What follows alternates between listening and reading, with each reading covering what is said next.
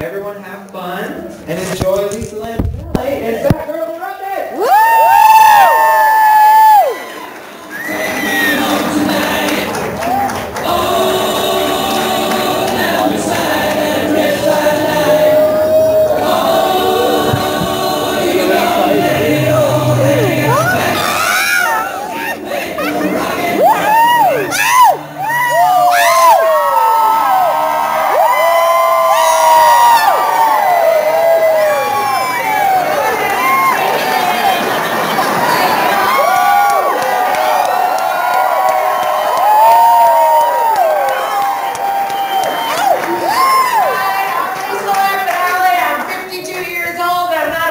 Anymore. Honestly, people say we had to do it, and I'm not going to lie to you, I tried everything. Okay, hello, what the fuck was the first one? Nutrisystem. Guess what?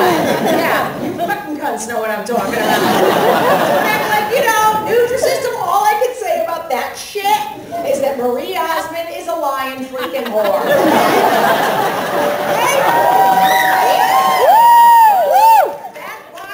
Tastes like Mrs. Dog the Bounty Hunter's snatch hole. Oh, Jenny Craig. Jenny Craig. I've tried that horrible program twice. Guess what? It doesn't work. And you want to know why? Maybe because every time I go in there, there's a fat cunt telling me how to lose weight. Bitch is still fat. I'm going to trust some fat whore to tell me how to lose weight. Why don't I hire Travolta as my diction coach while I'm at it? Oh, you know what the worst one is? Weight Watchers. Because they have those meetings with those yentas. They're always like, oh, I have a fascinating food idea. You think, all right, okay. Putting sliver of apple on it, sprinkle it with cinnamon, and you would swear to God it's apple pie. Really? I got a pie for you right here.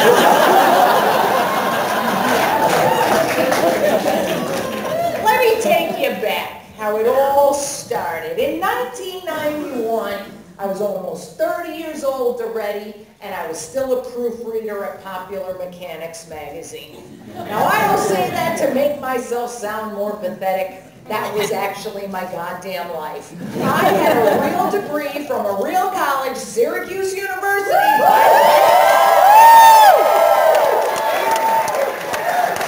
And I swear to God, there I am, with a real degree, 10 hours a day checking people's spellings. I want to kill myself. What do I got to do? I need to do something with my life, but I don't know what.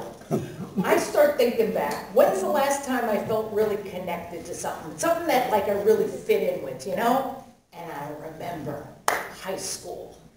I was one of the 3 people in the known universe who had a good high school experience because I actually got invited to every party. Now, I did not get invited to parties because I was cool. I was worse than I am now. I was on the JV tennis team. My favorite band was Toto, still is, but whatever, man. And I didn't get invited to no parties because I sucked a mean dick, because I didn't. And I still don't because I'm a half-ass celebrity. I don't have to suck no dick. I know, it's disgusting. I'm not going to do it. No, suck your own dick in a crowdmatic bed. Seriously, I use my teeth to discourage murder.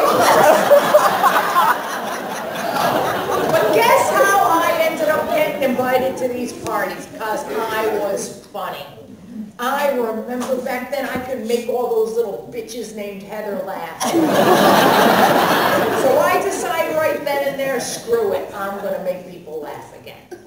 Well, I work real fast when I have an idea, right? So 6 months later, I find myself in this comedy class being taught by Michael Jackson. This was a different Michael Jackson. This one was black.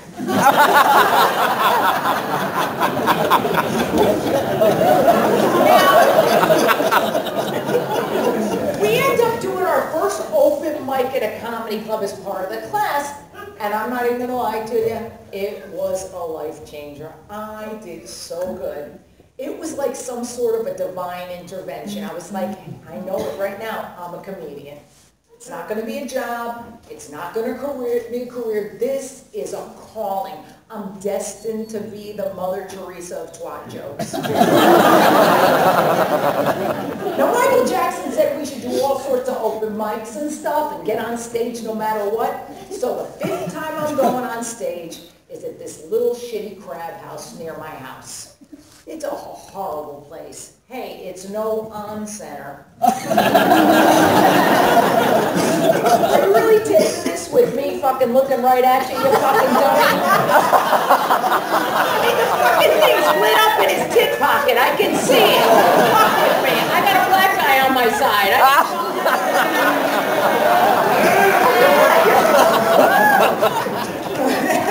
Fucking black guy. I know I'm too skinny for you now.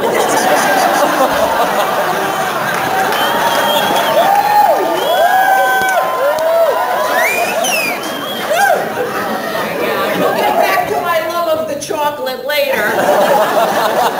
I gotta brew the black guys. I did, it wasn't my fault. Dating a black guy is like, you know, adopting a pit bull. Something's gonna go wrong.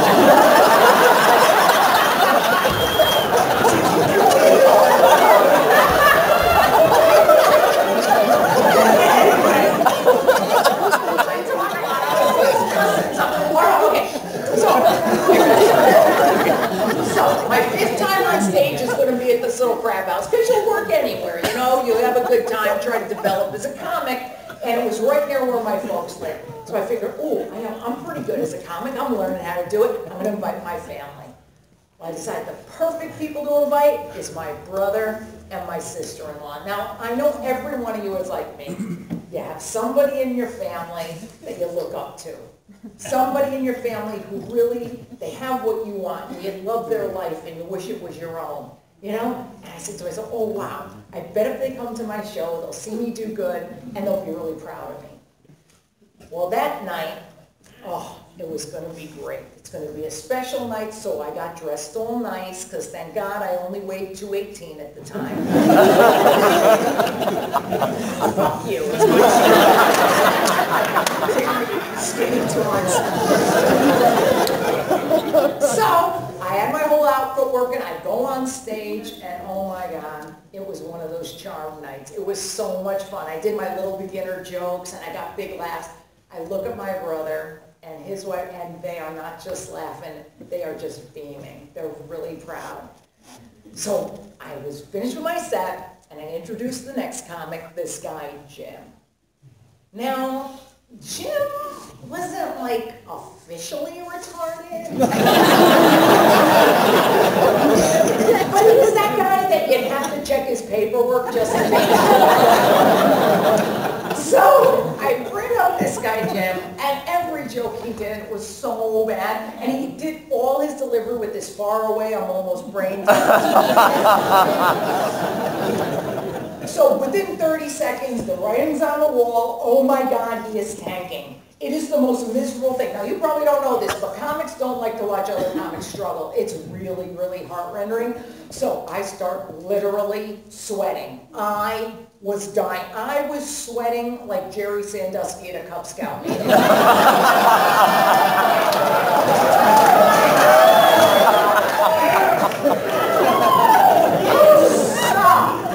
Jim's up there flailing away on that stage like a fish. I'm sweating, and all I could do is try to think to myself, oh my God, what do I say to him, you know, when he gets off stage? I want to be nice, you know, I don't want him to feel bad about himself. When all of a sudden, from the back of the room, I hear this huge, loud yell from the audience go, hey!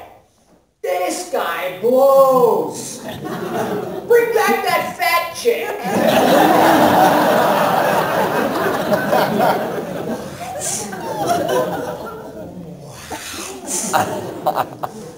Pat, what was he talking about? This cannot be about me. I had on my black stretch pants. Everybody knows. You know, and then you wear a nice long tunic and a pendant and you look real tall and it was 1991. I had my shoulder pads on. And the bigger you make yourself on top, the smaller on the bottom. All you faggots and ladies know that. And besides, I was not fat. You Jersey Shore, dirty, walking, white shoe wearing after Labor Day cocksucker. I ain't fat. I was only 218. That's nothing. I'm Italian. That's Italian skinny. Are you kidding? That's Italian anorexic. 218 is the size of my Aunt Lena's left nut. Please, if you know anything about your Italians, we eat till there's a death. And you know what? It doesn't matter. Because you know what? My family, we ate. So what? There's nothing wrong with that. We didn't drink. We didn't do drugs. We didn't even smoke. Oh, in my mother's house, she could cook this bitch. Oh my God. My mother's house was the original Olive Garden. Unlimited breadsticks, pasta, soup all day, every day. In fact, legend has it that the Olive Garden was the nickname for my mother's privates.